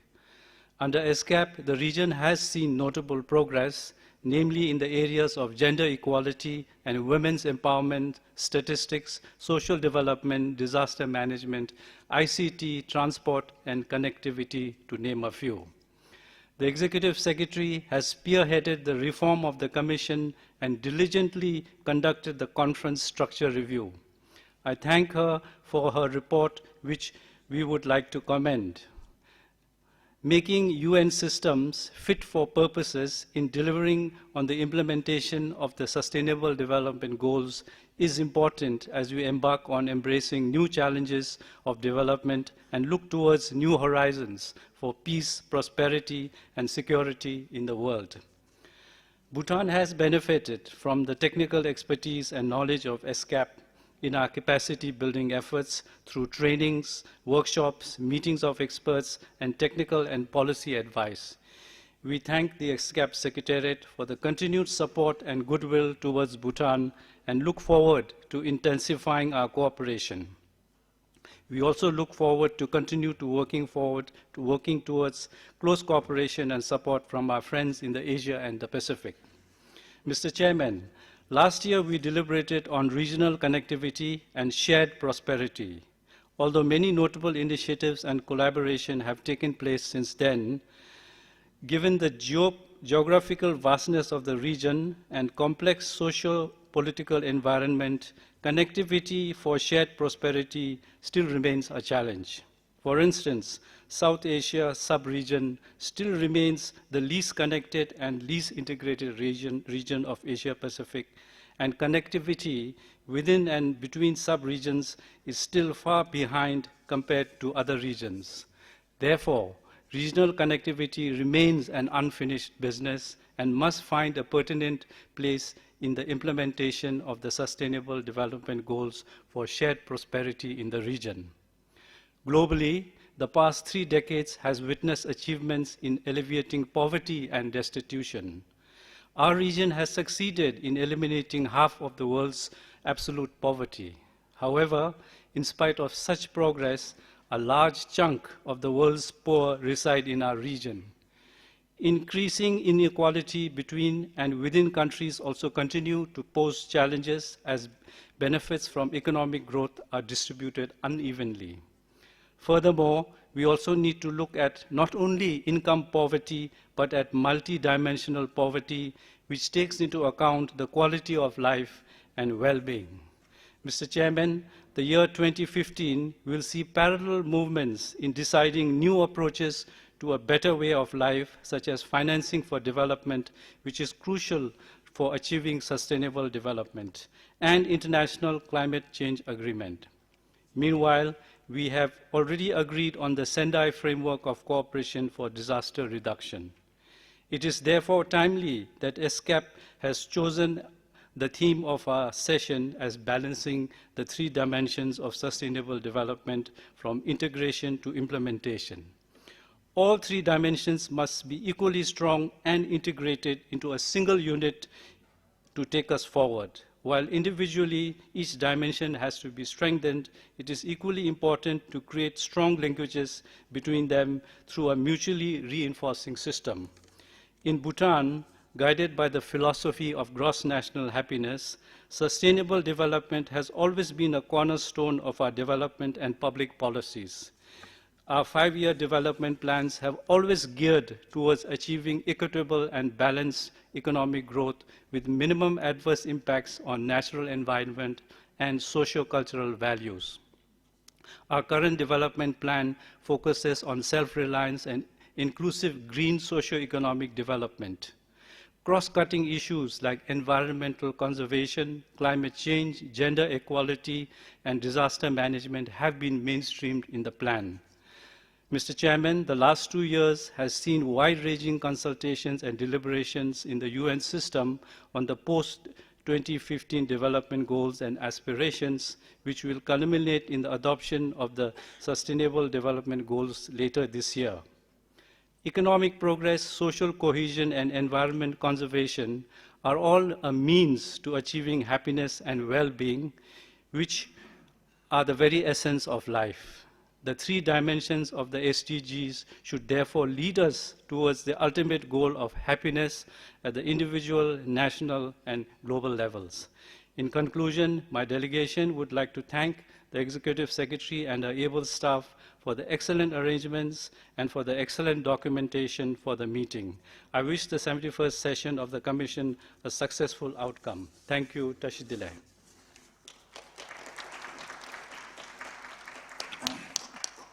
Thank you very much, distinguished representative of Bhutan. I now have 2 more speakers on the list, and then I will have to give the floor to Minia, who has asked for a right of reply. Of course, in accordance with our rules, I will entertain that at the end of the next 2 speakers. So the next speaker on my list is His Excellency Mr. Abotma Chimdori, Ambassador of Mongolia and Permanent Representative to the ESCAP. Sir, you have the floor. Mr. Chairman and distinguished delegates and ladies and gentlemen, at the outset, let me extend my delegation's warm congratulations to you, Mr. Chairman, and all members of the Bureau for leading our deliberations. Mr. Chairman, I would also like to convey to you all the warm greetings and best wishes of our government for constructive and fruitful exchange at the 71st session of the UN ESCAP. My delegation aligned the previous speakers in commending an important initiative undertaken by the UN ESCAP and takes this opportunity to express sincere gratitude to the people and the government of Thailand for the gracious hospitality. Policy issue for Asia and Pacific region is all the more important and timely as the international community is making last push towards achieving the Millennium Development Goals and defining the post 2015 Development Agenda. Asia and the Pacific is a region known with its fastest growth and unsure of the stability in the world, despite its numerous political, economic, social, and environmental challenges. As one of the member states in the region, my country is strongly committed to promote sustainable development and ensuring it at a national and regional level. At a national level, I am pleased to note that Mongolian economies grew by 7.8% in 2014, and unemployment rate was 7.7%. Our economic trend is positive, and growth will be sustained in coming years because we are doing our best to create favorable investment conditions. Big projects in mining, infrastructure, energy, construction are expected to reinforce our economy. Timely implementation of these projects, mobilization of resources, policy responses, and structural reforms are current priority for Mongolia. However, we are still in need of meaningful integration into regional and world economy. Countries are becoming more complex and interdependent. Nevertheless, each country from its own specifics has different approaches and modalities for strengthening regional cooperation. At a regional level, our government aims to become a member of APEC and dialogue partner of ASEAN, and to constructively engage in East Asia Summit. In the framework of the initiative, Ulaanbaatar Dialogue on Northeast Asia Security, introduced by the President of Mongolia to enhance bilateral and multilateral cooperation with countries of Northeast Asia, reduce risk of regional sustainability, and make the decision of economic and environmental issues. My government hosted several events in Mongolia, including the Forum on Role of Women Parliamentarians of Northeast Asia to enhance peace and development through education in 2013, and Northeast Asia Mayors Forum on Sustainable and Inclusive Cities in 2014. I would like to highlight that Mongolia was honored as host country of the 11th Asia-Europe Summit in July 2016. My government attaches the utmost importance to the successful hosting this major international event. In the scope of the preparation, we are hosting various regional meetings to exchange ideas and share good practices on sustainable and inclusive development and regional connectivity. I am pleased to note that Vienna Program for Action for Landlocked Developing Countries for the decade of 2014-2024, adopted during the second United Nations Conference on Landlocked Developing Countries held in November 2014. The world market situation and high transport costs are a major problem for development of landlocked developing countries. We believe that the program would be contribute to diffuse and realize the special needs for the landlocked countries. I call on all fellow landlocked developing countries of Asia to accede to the multilateral agreement on establishment of the international think tank for landlocked developing countries in order to intensify sustainable responses to development challenges caused by common geographical disadvantages and climate change and negative impacts. Climate change is one of the challenges for the landlocked developing countries, especially its water resource scarcity, transboundary environmental problem. In this regard, my country is appealing for joint activities, cooperation and kind consideration to the landlocked development countries to support our actions. Mr. Chairman, my delegation fully supports the initiative and strategy introduced by the Commission to strengthen regional cooperation in supporting an inclusive, sustainable economic and social development in Asia and the Pacific. We fully agree that intergovernmental organizations such as ESCAP can play a vital role in bringing together governments of its member countries, other stakeholders to discuss and implement actions overcome key challenges expressed by heads of delegations today. In conclusion, Mr. Chairman, I wish to reiterate my delegation's firm belief that under your able stewardship, this session will be able to provide greater impetus to our common efforts towards achieving the economic, social, and environmental objectives. I thank you, Mr. Chairman. I thank the distinguished representative of Mongolia for his statement. Now I invite His Excellency Mr. Lutfi Rof, Ambassador and Permanent Representative of Indonesia to ESCAP. Sir, you take the floor. Thank you.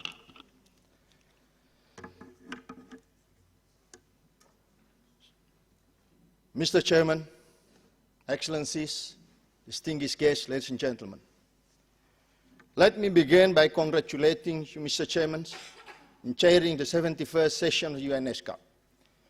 It gave me pleasure to address this year's theme, balancing the three dimensions of sustainable development from integrations to implementations. The year 2015 marks an important year as we reflect back to see the end of the Millennium's Development Goals, and at the same time we are finalizing to progress with the post-2015 Sustainable Development Goals. The international community will again set a new charter in its commitment to integrate and implement in a balanced manner the three dimensions of sustainable development, which encompasses economic progress, social development, and environmental protection. Indonesia remains committed to place sustainable development strategy into our long-term development plan as reflected in our national medium-term planning 2015-2019. Mr. Chairman, ladies and gentlemen, let me now draw your attention on the issue of maritime in achieving sustainable development. Our oceans cover 71% of the Earth's surface and contain 97% of the planet's waters. And we all know that Asia and Pacific region stretches in the two great oceans, the Pacific and the Indian Oceans. Indonesia perfectly lies in between these two great oceans. Our oceans and seas are also source of living and non-living resources. They are invaluable resources for our present and future generations. We must recognize the ocean, seas, and coastal areas from integrated essential components of the Earth ecosystem. Our seas and oceans play a very important role on our lives. Under the current leadership, Indonesian President Joko Widodo has reinstated maritime development as one of his top priorities. The Indonesian government has declared 5 main agendas in building up the maritime development. First, to advance maritime culture identity as an archipelagic state with over 17,000 islands, Indonesia is determined to manage its ocean with all its ability for the benefit of present and future generations. Second, to develop our infrastructure and building up maritime connectivity, we will further develop the necessary sea toll, deep sea port, strengthen our shipping industry, and improve marine tourism.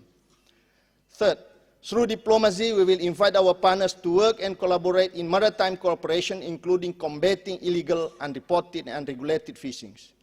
Fourth, develop our maritime and defense capability to ensure maritime safety and security.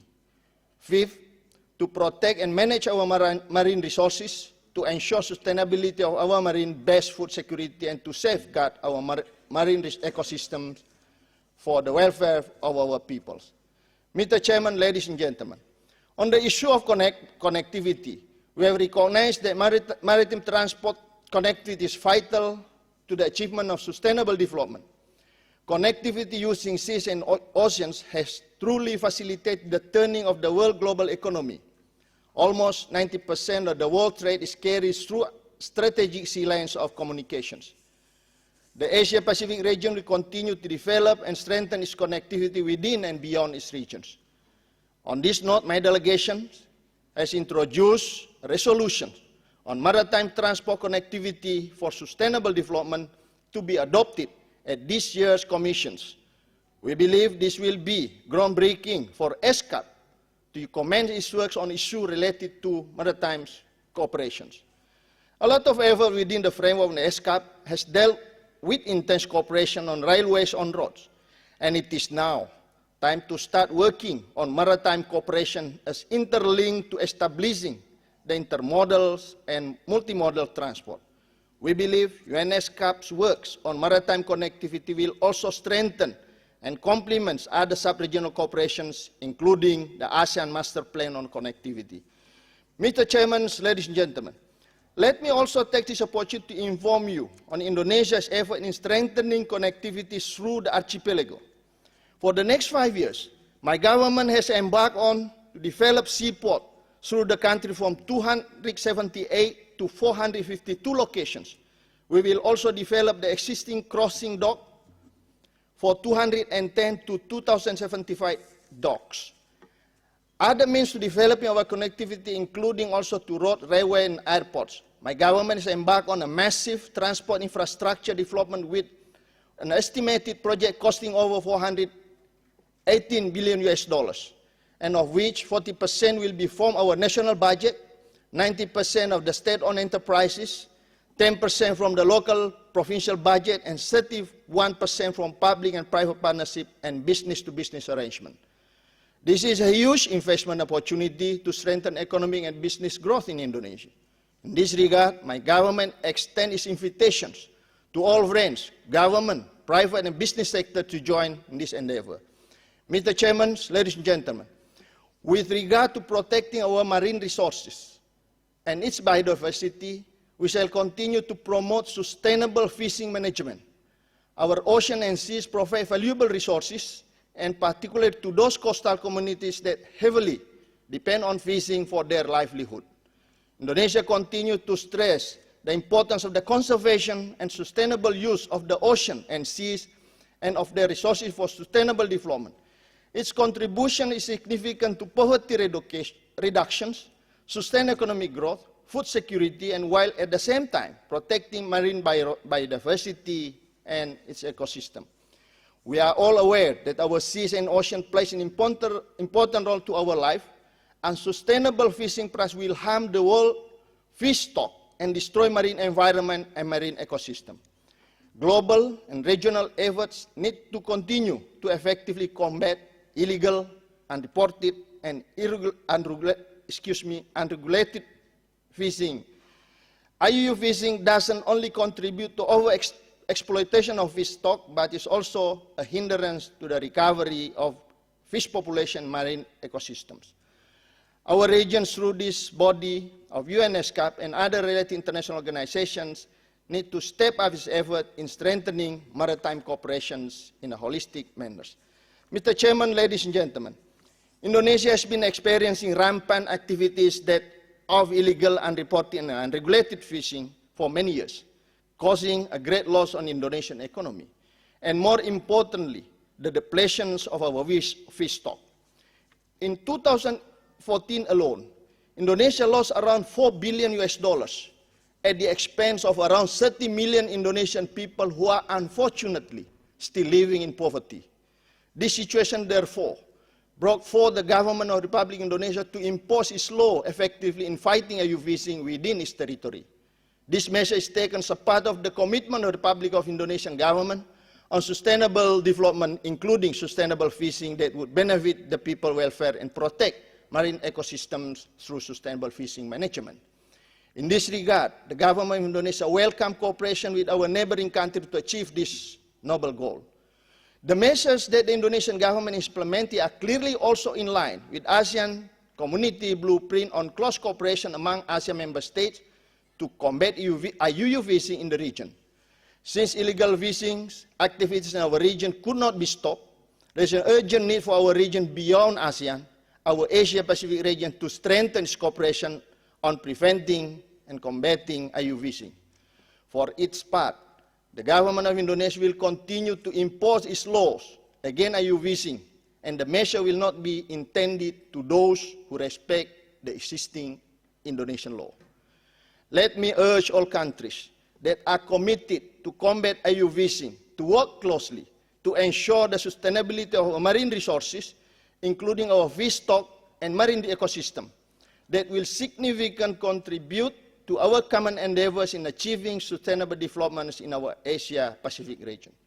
My delegation underscores the importance in combating IUU fishing for Asia and the Pacific region and requested that it be reflected in the report of the Commission.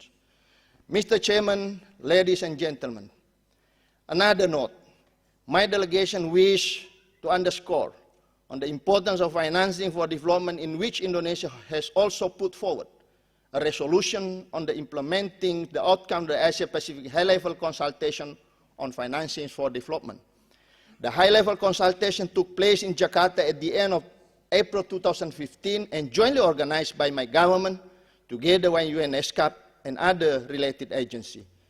The high-level consultation in Jakarta made concrete recommendations to innovate ways in developing the means of implementation in financing for development. The outcome from Jakarta will be taken as an input from Asia-Pacific regions to the Global Conference on Financing Development in July 2015. Let us work together to build a better future for our world and together with the people of Asia-Pacific, and to leave no one behind. Thank you very much, Mr. Chairman. Thank you very much, distinguished representative of Indonesia, for your statement. Colleagues, we have exhausted the list of speakers for this session this afternoon, but as I said earlier on, I need to give the floor now to our colleague from Armenia, the distinguished representative of Armenia, who has sought for the right of reply to another statement delivered by delegation. Excellency, I now give you the floor. Please.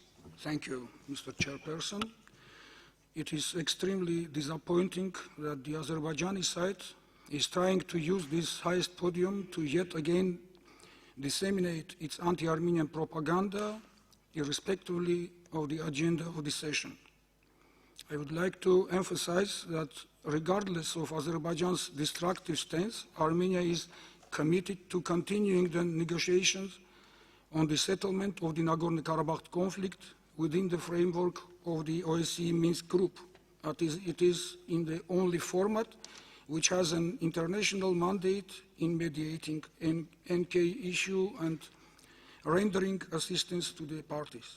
Azerbaijan should refrain from making provocative statements, distorting the essence and context of the negotiations, and concentrate on the peace process instead of availing itself of every opportunity to spread misinformation about Armenia and Nagorno-Karabakh.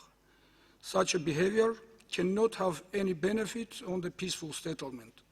On the contrary, it can escalate the tensions and spoil the atmosphere, something the Azerbaijani side is interested in for the sake of disorienting the Nagorno-Karabakh peace process.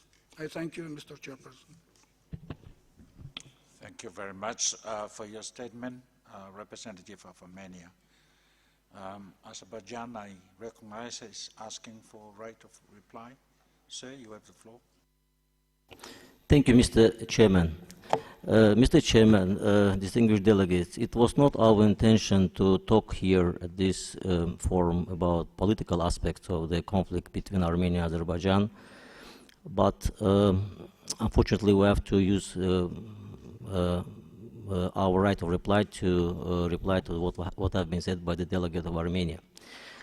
In our statement, we mentioned that the conflict between Armenia and Azerbaijan creates impediment for development, for regional cooperation, and we want to reiterate again that in all cases, conflicts are very serious problems for development and creates impediment for various kinds of economic cooperations, transportation, it could be transportation, energy project, etc. Concerning what have been said by the delegate of Armenia, we just want to say that unfortunately, due to aggression of the Republic of Armenia towards Azerbaijan, 20% of the territory of Azerbaijan is still under occupation, and there is 1 million refugees and internally displaced persons in Azerbaijan. Besides that, there is 4 UN Security Council resolutions which calls Armenia to withdraw its military forces from the territory of Azerbaijan. Unfortunately, so far, there is already 21 years that these resolutions do not fulfilled by Armenia. Armenia not only occupies part of Azerbaijan, it also blockades another part of Azerbaijan, which is Nakhichevan district of Azerbaijan. Due to this fact, Azerbaijan cannot connect with this part and cannot develop its transportation and other routes with this part of Azerbaijan. And again, it's not our intention at this forum to talk about these issues. Usually, second and third committee of UN General Assembly talks about it. But we just want to say that, unfortunately, the conflict is still under consideration, and quite correctly was said there is Minsk group which deals with this conflict.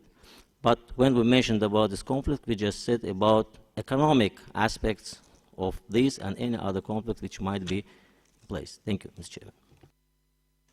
Thank you very much, distinguished representative of Azerbaijan. Now I give the floor to the Secretariat. They have 2 announcements to make. Secretariat, you have the floor. Thank you, Mr. Chair, and I do have 2 very brief announcements. The first is the side event organized by the government of Bangladesh on the blue economy has already gotten underway at 5 o'clock. It is being held in conference room 4, so again I encourage you that once we adjourn from here to participate in that event. The second is that the reception hosted by the government of Thailand tonight at the Ministry of Foreign Affairs, as I mentioned earlier, they are providing transportation starting at 6 o'clock, and there will be 1 more late bus for those of you that are participating in the Bangladesh event. Thank you very much. Thank you very much, Secretariat. Excellencies, colleagues, there's been a very enriching debate this afternoon, and I want from the Chair and the Secretariat to thank all delegations who've made statements here, and thank you for your very constructive statements, suggestions on sustainable development. I am intrigued in particular by the last speaker, the representative from Indonesia, when he rounded up with very relevant issues about sustainable development, particularly with reference to maritime transportation and connectivity. And I strongly would like to echo what he said. I think it's also in the same line as also the connectivity highlighted that is pertinent for sustainable development in other countries of Asia and Pacific, landlocked, LDCs, and all members of the ESCAP region. And I think all those points are very, very constructive. I thank you very much. I think it boils down to the issue of security in its multi-dimensional measure, the security of people, peace, and prosperity. And for small islands like Tuvalu, it's building resilience, building coastal protection, sea walls, and ensuring sustainable living on the islands and those very vulnerable. Thank you for the opportunity to chair this session. I really am very, very privileged to sit here, and thank you, Secretariat, for your cooperation. Enjoy your evening. I adjourn this session. Thank you.